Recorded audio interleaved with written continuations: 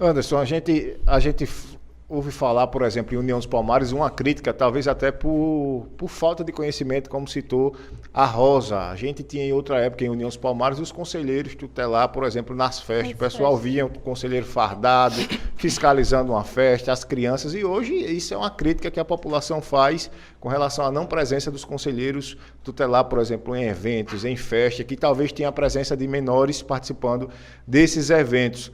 É prerrogativa do Conselho acompanhar isso ou de maneira alguma o Conselho não tem nada a ver com essas crianças que porventura estejam em festas, em eventos, participando? A pergunta do Adelso se encaixa dentro de um pouco dessa evolução do Conselho. Eu acho que o Conselho evoluiu muito ao longo desse tempo que eu trabalho com a política da infância e, sobretudo, nessa pauta, que aí se estende a tantas outras.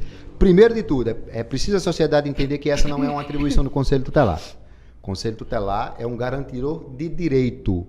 Existem aqueles que fiscalizam e que têm um papel de trabalhar dentro da fiscalização dessas situações. E aí a gente vai para os agentes de proteção, porque eles, teoricamente, são nomeados pelo juiz para fiscalizar as portarias que são baixadas pelo Poder Judiciário, e uma vez que essas portarias são baixadas, elas regulamentam uma série de fatores, sobretudo dentro do contexto da violação de direito, que pode ser a venda de bebida a crianças e adolescentes. E aí eu faço uma ressalva, né?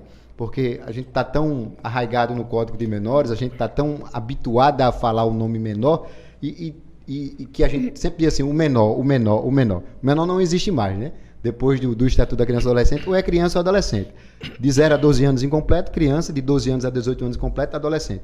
Então, em qualquer circunstância em que uma criança ou que um adolescente esteja num bar, ou que esteja recebendo ou comprando bebida, está numa situação de violação de direito, de um crime, que há fundamento legal para isso. Quem fiscaliza isso, teoricamente, é os agentes de proteção, mas a própria polícia faz essa fiscalização. A própria sociedade faz essa fiscalização.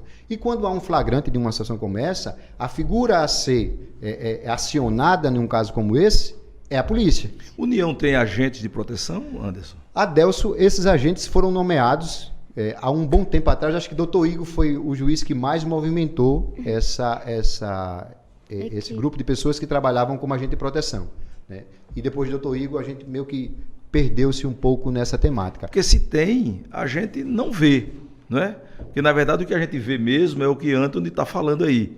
Menores mesmo, participando assim, de eventos que eles não poderiam nem estar lá, utilizando de bebida alcoólica que eles não poderiam estar utilizando. E, embora exista a figura do agente de proteção, como você mencionou, que isso não é atribuição do Conselho, é uma atribuição dos agentes de proteção, a gente não vê a atuação desses agentes de proteção. Até porque, se nós tomarmos conhecimento quem são os agentes de proteção, nós vamos até convidá-los a vir aqui para que a sociedade possa conhecer quem são esses agentes de proteção, né? A sugestão que dou é um ofício lá, o fórum. Mas quem é o promotor? A juíza. A juíza. É a juíza. Que, inclusive, por coincidência, a doutora Sauré está se desligando daqui. Né? Mas, assim, é com a juíza da infância, né? Então, ela tem a melhor forma de explicar, ou melhor, esclarecer e responder sua pergunta sobre os agentes de proteção.